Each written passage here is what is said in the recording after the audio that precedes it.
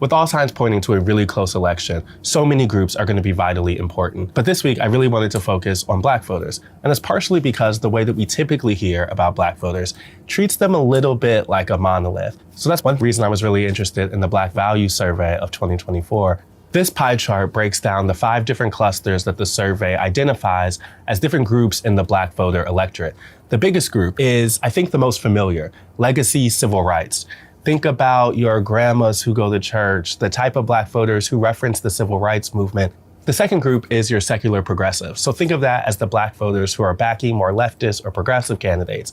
Then there's race-neutral conservatives, which is what we would call your Black Republicans. Those 3 groups in total make up about 60-ish% of the electorate, and are the groups that are most likely to vote. And we kind of know how they're going to vote, too. So I called Prentiss Haney. Thank you so much for joining us. Thank you for having me. Who is an organizer and someone who worked on this survey, because I particularly wanted to understand the 2 other clusters in the Black electorate. These are the 2 groups of voters who are kind of the most swing demographics. So the first group is next-gen traditionalists. This particular group is a group of folks who have a very strong Black identity, and they also have like a more traditional value system. And so this group of folks are likely to vote. And then if they don't feel like they have a candidate to represent them, they're likely to sit on the sidelines too. What's the next group?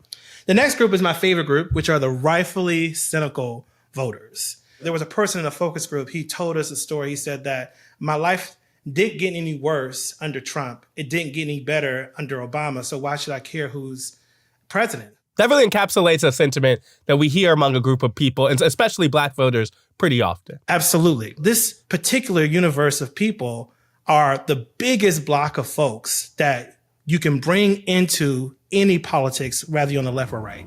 When thinking about the rightfully cynical in particular, I wanted to talk to a politician who's really tried to craft a message to get those people to participate in the process. That's Governor Wes Moore of Maryland. I'm not asking you to give up your skepticism. I just want that skepticism to be your companion and not your captor. Is there any specific message, if we, again, take Black men as a proxy, as a rightfully cynical group, that you think would speak to that person of that identity? We are not doing enough.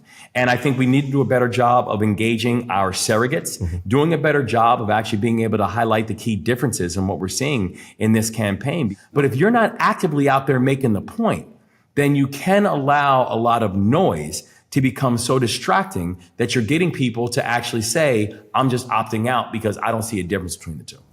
The research helps us understand places where Democrats and Republicans can improve their message to Black communities. On the Democratic side, you sometimes hear members of the party make an argument that says the political system was going all well and good until Donald Trump showed up and messed everything up.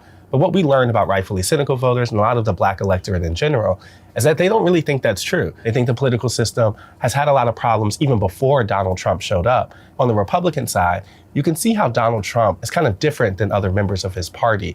When we think about the rightfully cynical collective, these are folks more focused on economics, who trend more male, and also have a distrust of institutions and the political system broadly. That's kind of the language that Donald Trump has often spoken in. But I think it's all going to come down to which messenger puts in the effort to talk to these communities, go to these communities and make the pitch directly to them.